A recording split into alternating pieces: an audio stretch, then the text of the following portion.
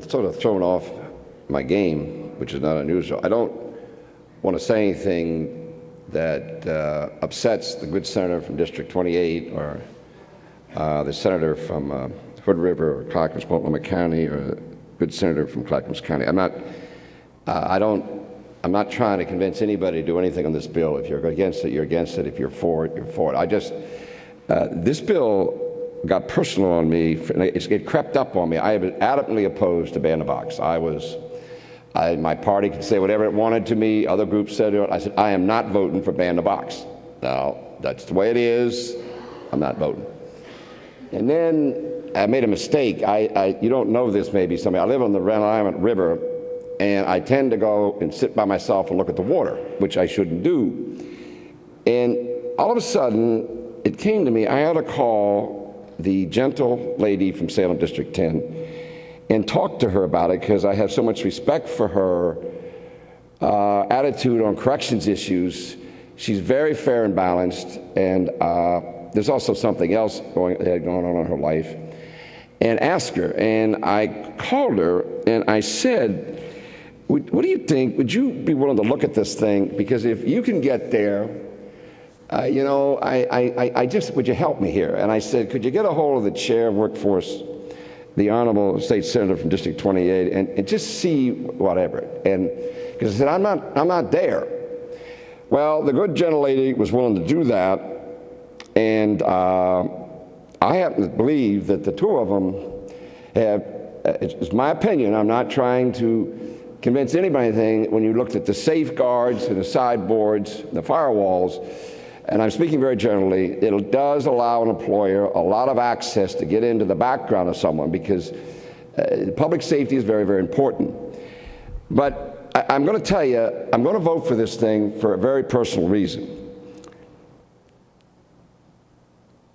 His life of crime began when he was 9 years old. He started to steal from his fellow students, and on it went. When it was all said and done, he would armed rob and across the nation. His assault and battery record was right up there with the worst. In his autobiography, if you read it, the judges would conclude that he was beyond all hope. A warden said, as long as I am warden of this prison, he's going to be in isolation. That's another way of saying solitary confinement. Fellow prisoners, this is very revealing, found him frightening, but respected him. He was a con's con. Now, a con's con is no weenie, no petty theft. He was at the top of the heap at the Oregon State Penitentiary. I'm not going to tell you why I know about this stuff, but you don't mess with the top of the heap at the Oregon State Prison. That is a tough hombre. They don't make excuses. They have lived a life of crime. It's all he'd ever known was violence. And for some reason, the late Governor Tom McCall said, I want you to come work for me. Now, he had no reason to do that, and he took an extraordinarily dangerous risk. Now, I'm not going to speak much longer on this, but in the autobiography written about him called Lifer, more than once he started across the Marion County Bridge. He was running. He was going to run. And he stopped. And he came back. There was nothing stopping him. There was no bracelet on this guy. And he came back because he had fallen in love with the gentle lady from Salem. And she had fallen in love with him. He came back because he was starting to get used to adjusting to life outside. Now, I'm not a psychiatrist. I'll defer to all you progressives on that. But I'll know this. Apparently, if you've been institutionalized enough, even though we'd all think once they get their freedom, they'd never go back. No. That's not the way it is.